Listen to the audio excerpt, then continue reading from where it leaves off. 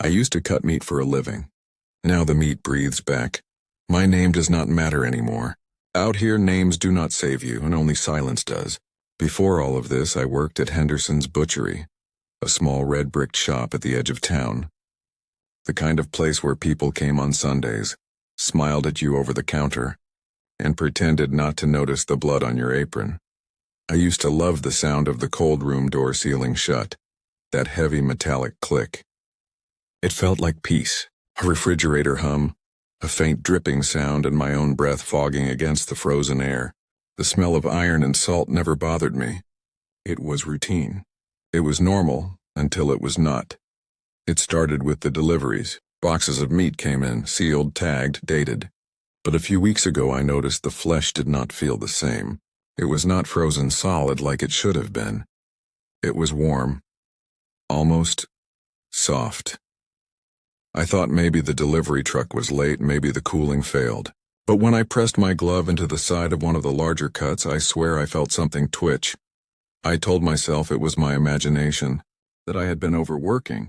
That is what I always do, rationalize what I see. But that night when I was cleaning up, the room temperature dropped so low my breath turned white. And beneath that steady hum of the fridge, I heard it breathing, not mine, not mechanical, slow, uneven breaths, coming from inside one of the hanging carcasses. At first I stood still, knife in hand, listening. Every instinct screamed to run, but curiosity, that's the thing that kills men like me. I stepped closer, pushing the swinging side of beef gently. It exhaled. I dropped the knife. The next morning I went straight to my boss.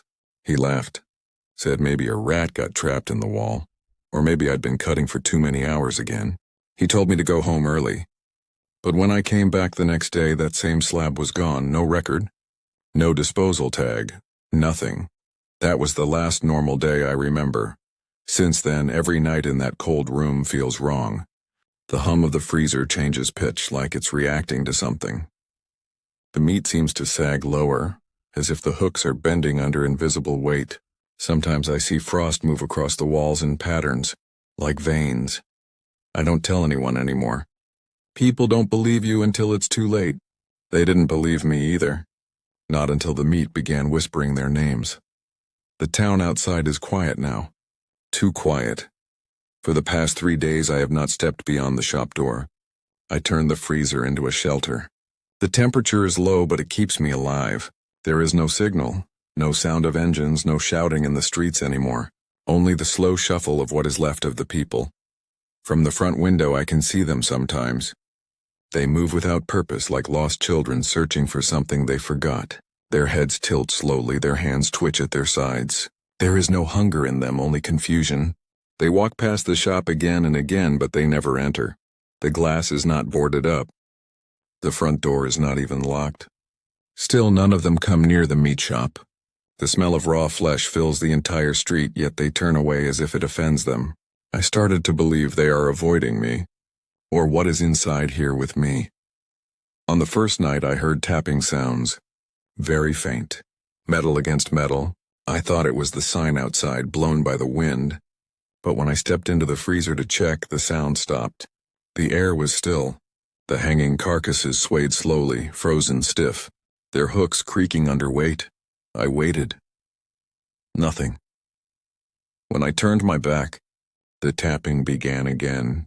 It came from inside the freezer, close to the wall where the largest cuts of meat hang. Every time I turned, they were motionless, but I could feel it.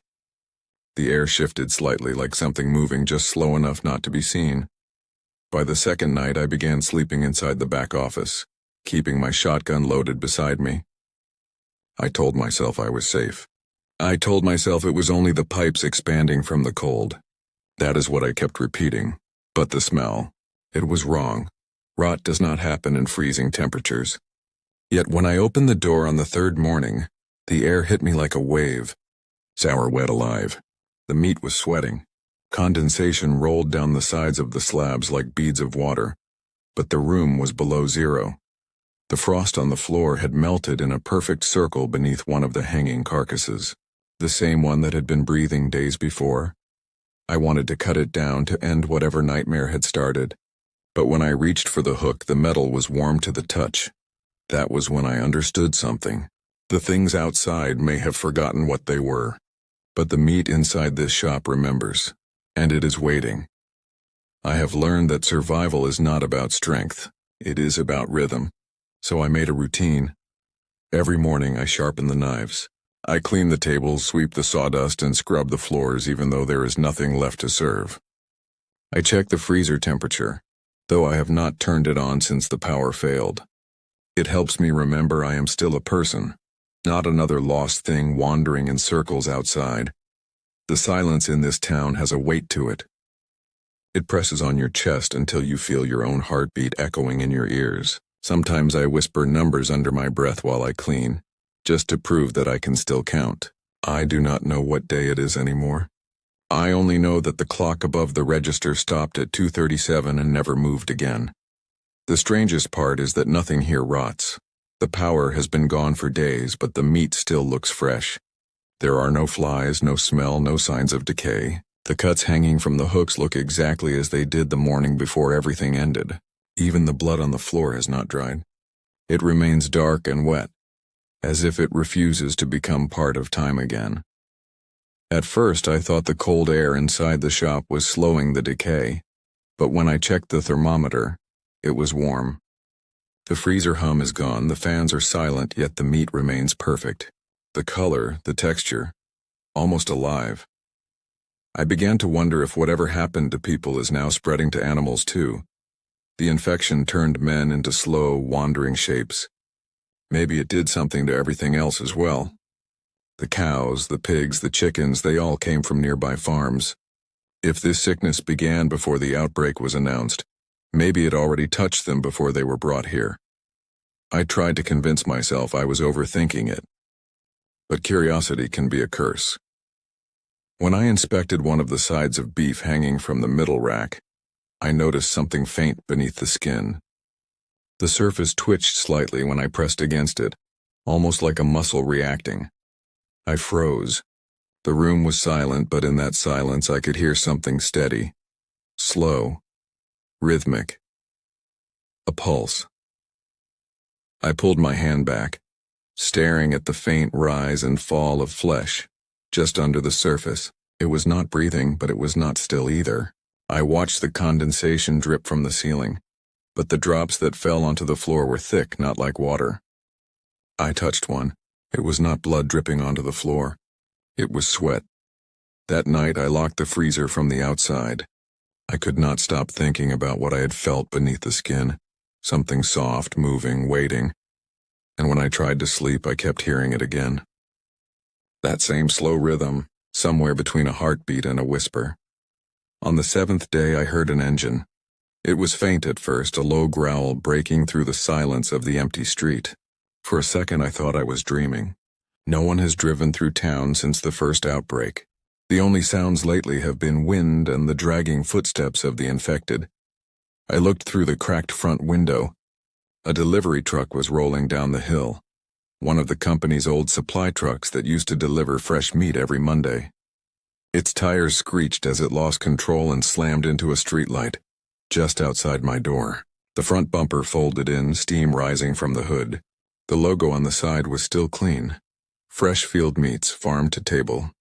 I waited for movement. Nothing. After a few minutes, I grabbed my shotgun and stepped outside for the first time in days. The air felt heavier, almost thick. The smell of gasoline mixed with something sweet, like sugar left to burn. The driver's side door hung open. The man inside was slumped forward, his head resting on the steering wheel. His face was pale, his eyes glassy. I could tell he was dead, but his mouth was moving. Tiny gasps escaped his lips, forming faint words. I leaned closer and heard him whisper, "Do not open them. Do not open them." Then his voice stopped, but his mouth kept moving, soundless on a loop. I pulled him out of the truck. His body was cold, but his jaw kept twitching as if something inside was trying to speak through him. My hands were shaking. I did what I had to do. I aimed at his head and pulled the trigger. Silence. Then I heard it again, whispering, but this time it came from the back of the truck. The cargo doors were half open. Inside were several boxes sealed tight in plastic, marked with the same company label I used to receive every week. The whispering grew louder when I stepped closer. It was not words anymore. It was breathing. I climbed up, cut open the nearest box, and froze. Inside were packaged slabs of meat, wrapped in clear plastic. But they were moving, slow, rhythmic, like lungs under pressure. Each pack swelled slightly, then deflated over and over again. There were no holes, no signs of air, but the motion continued. One of the smaller cuts pressed against the wrap as if something underneath wanted to push through. I stumbled back, choking on the smell. It was no longer blood or rot. It was warm, humid, alive.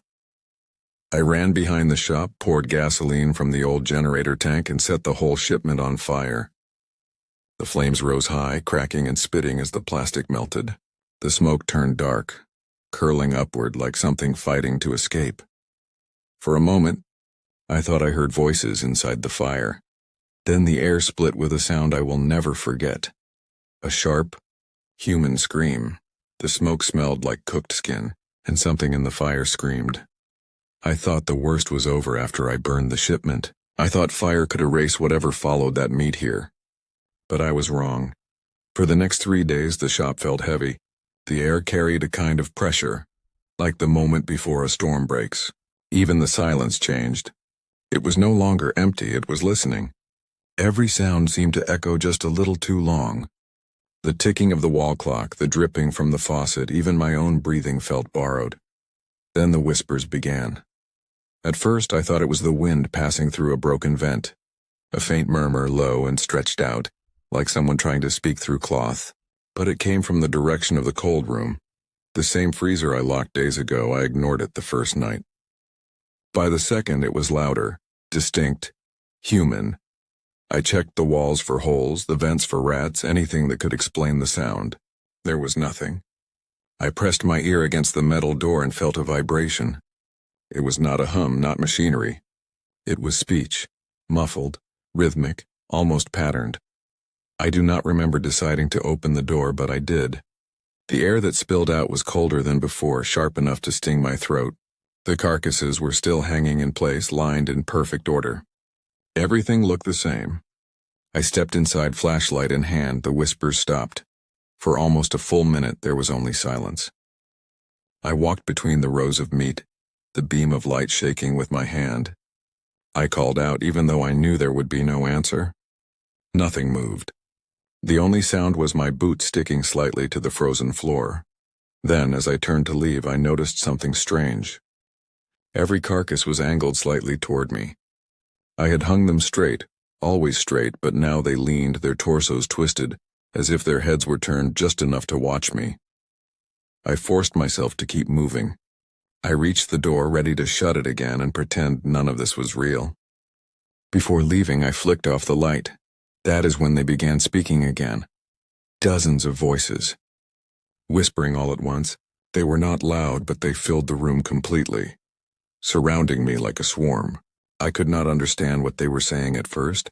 It sounded like static, like the noise of many people talking under their breath. But as my eyes adjusted to the dark, I started to hear it clearly. They were saying my name over and over again. Soft, almost tender. I stood frozen, afraid that if I moved, they would fall silent again. The cold wrapped around my neck, and I could feel the faintest warmth in the air. Breath. When I switched the light back on, the voices stopped instantly. The carcasses hung still once more, their faces empty, their hooks swaying gently. I closed the door, locked it again, and backed away until my back hit the wall. They did not sound angry. They sounded hungry. By the second week, I had almost stopped looking out the window. The world outside had become a blur of gray shapes and shadows that never changed. I lived by habit now. Wake up, check the locks, sharpen the knives, listen for movement.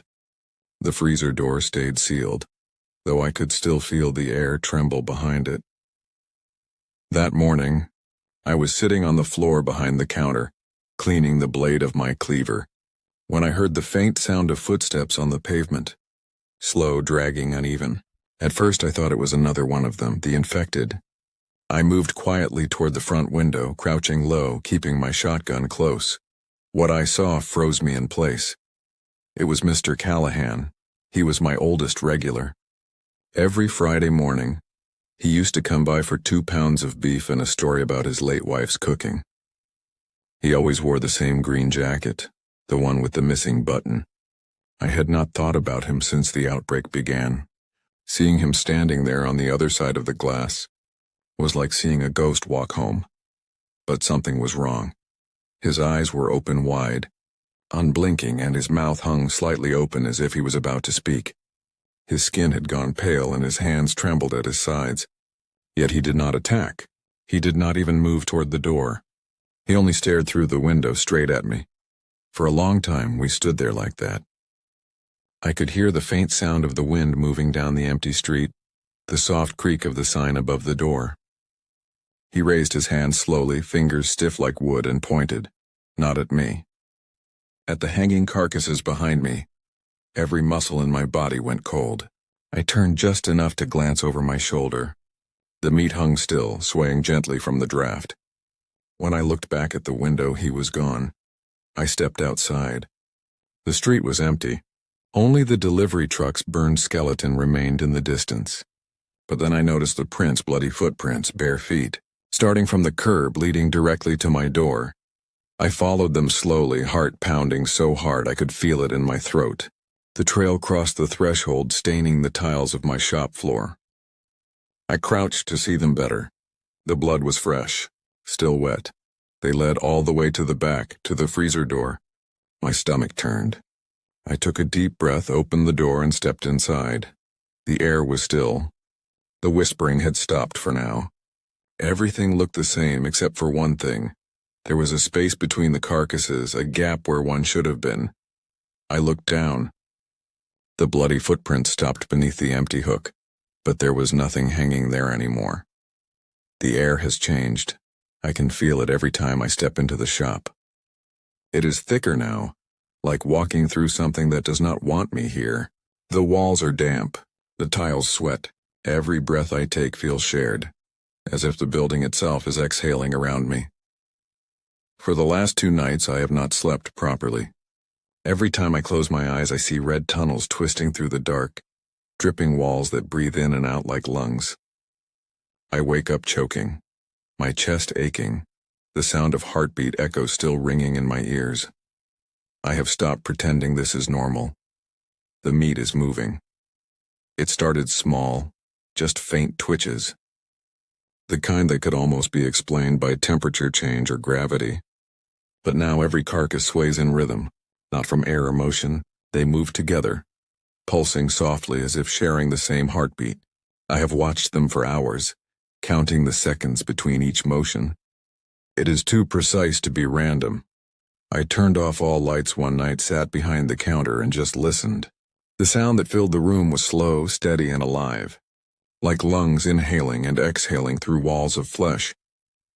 This morning, I decided I needed proof. If I was going insane, I wanted evidence of it. I took my knife and approached the largest carcass, the same one that once had pulse marks beneath its skin. The surface was slick with moisture, not from ice or condensation, but from sweat. My hand trembled when I placed it against the flesh. It was warm. I cut it open. The blade slid in too easily. There was no stiffness, no resistance like frozen meat should have. The inside looked normal at first. Fat, muscle, veins, but when I pulled the flesh apart, a rush of warm air hit my face. It was not a smell. It was breath. I stumbled back, choking. My knife clattered to the floor. The air that escaped was not gas or decay. It was the kind of exhale you hear when someone has been holding their breath for too long. The carcass deflated slightly like a lung losing air. Then slowly it filled again. I could not stop staring. The others began twitching one by one in perfect rhythm with the one I had cut. Their movements were not violent. They were calm, steady, and almost coordinated. I turned on my recorder. My voice was shaking, but I needed someone, anyone, to hear it. I described everything. The breath, the rhythm, the dreams. I begged whoever might find this to believe me, to understand that what is happening here is not infection. It is transformation. When I finished, I sat down and pressed my palm flat against the side of the carcass again. I told myself it was impossible, that what I was feeling could not be real, but it was real. I pressed my hand against the meat, and it pressed back. The floor has started cracking. At first, I thought it was just age or moisture. This building has been standing for decades. Cracks are normal. But these are not normal. They are growing fast, spreading like veins. Every morning I find new lines tracing across the tiles, curling toward the center of the shop. Last night I noticed something stranger. The cracks were pulsing. When I kneeled down to look closely, I felt warmth rising through them. Not heat from pipes or machines, something deeper, slower, alive. I placed my ear to the floor and I swear I heard movement. Not footsteps. Not vibration. A low, wet sound like something shifting beneath the concrete. I could not leave it alone. I brought a crowbar from the back and began prying at the largest crack. The tiles lifted easily as if the ground beneath them wanted to open. A smell hit me first, damp, metallic, and unmistakably organic. When I pulled another tile free, I saw it. It was not dirt, pink and pale, stretched tight under the shop floor like muscle fiber pressed against glass. Veins ran through it, twitching in rhythm. I froze, staring, waiting for my mind to explain what I was seeing, but no reason came. It moved again, slowly contracting as if breathing beneath me. I reached out with the tip of the crowbar and pressed against it. The surface sank slightly, soft and yielding, before flexing back. A drop of something thick and red welled up from the pressure and ran along the concrete. I stumbled backward, nearly slipping. My breath caught in my throat. The walls around me seemed to hum faintly. The air was vibrating. I looked at the hanging carcasses. They were swaying again, but this time the rhythm matched the movement below the floor. Every swing of the meat hooks was synchronized. Every breath of air inside the room aligned with the pulse under my feet. That was when I understood. The infection is not a disease. It is a structure. It grows through organic matter, stitching itself into whatever it can reach. The meat, the walls, the pipes, it is all connected. My shop is not a storage room anymore. It is part of something alive, something spreading. I checked my arm earlier. The small cuts I got from the hooks last week. They are redder now. The skin around them feels tight, pulsing faintly. When I hold my breath, I can feel another rhythm beneath my own heartbeat. Slower, heavier, deeper. It is inside me. I do not know when it started, or how far it has gone, but I can feel it linking me to the floor, the walls, the meat, like I am becoming a nerve in a body I cannot see. The lights flicker again. Each time they do, the cracks seem wider. Something below is moving closer, pushing upward, stretching the concrete like skin. I think it wants to breathe. The walls are breathing now, and I can feel my heartbeat syncing with theirs. The whispers are not just noise anymore, they are words. Clear, deliberate, soft, spoken in a voice that feels too close to my own. At first I thought they were memories, echoes of my own thoughts bouncing inside this tomb of metal and meat, but they answer when I speak. They pause when I stop breathing. They are aware. Last night I heard them say my name again, but not like before. It was not a warning. It was an invitation. Join us. You've already begun. You don't need to be afraid. I tried to ignore them. I turned the music up, banged pots, slammed the freezer door, anything to drown them out. But every sound, every vibration just made them stronger. The metal hummed like a voice box, carrying their whispers through the walls. They said I could survive this, that the infection isn't a curse, it's a way forward. They promised that if I let go, I would not feel hunger, fear, or pain ever again. I would never have to hide from the infected because I would become something greater than them, something connected. I did not answer. I could not, so they began to show me. The carcasses in the back room started to change. The meat stretched and shifted, pulling itself from the hooks. The slabs throbbed like veins, each one twitching in perfect rhythm. When I tried to cut them down, the knife slipped. I cut deep into the tissue, but it wasn't just the meat that bled. My hand started dripping too. The same spot, the same rhythm, the same color. For a second, I thought it was coincidence. I pressed a towel against my palm, trying to stop the blood. but the bleeding only stopped when the hanging carcass stopped twitching. I dropped the knife. I stared at my reflection in the freezer door. My face looked wrong, sweat glistening, veins rising beneath the skin, eyes bloodshot and unsteady. I looked like one of them. The whispers were louder now, wrapping around my thoughts like vines. They told me it wasn't pain I was feeling, it was growth, that I was part of the flesh now, a cell in something ancient and vast. I tried one last time to fight it. I dragged every slab of meat into the middle of the floor, doused it with lighter fluid, and lit the match. The fire spread fast. The air filled with the stench of burning fat and skin. I coughed, choking on it. But through the smoke I saw movement. The shapes in the fire were not dying. They were reaching, and when I looked down at my arms I understood why. The skin was cracking. Beneath it something was moving. Fibers twisting, tightening, merging with muscle. My fingers flexed, but I didn't command them. When I looked at my hands, they were no longer mine. They were raw, red, alive. The shop is breathing now. Every wall, every tile, every piece of steel hums in rhythm. The air is thick, wet, and alive. The ceiling sweats. The lights flicker as if they are pulsing with the same heartbeat that echoes beneath the floor. I have not slept in 2 days. I do not think I can anymore. Every time I close my eyes, I see tunnels of flesh spreading under the town like veins. I see houses above them, built on a living thing. I hear my own heartbeat echoing in every sound. It has taken everything. My shop, my hands, my mind. But before it takes my voice, I have to tell the truth. The infection did not start out there. It started here, it started with me. Before the outbreak, I was trying to save my business. The town was dying, people were leaving, and meat was expensive. One night a man came to the shop with a cooler full of fresh cuts. He said it was imported, high quality, and cheap. I did not ask questions. I just took the deal. I ground it, packaged it, sold it across town. People loved it. It tasted different, richer, tender, almost sweet. I remember thinking it would save my shop. 2 weeks later, the sickness began.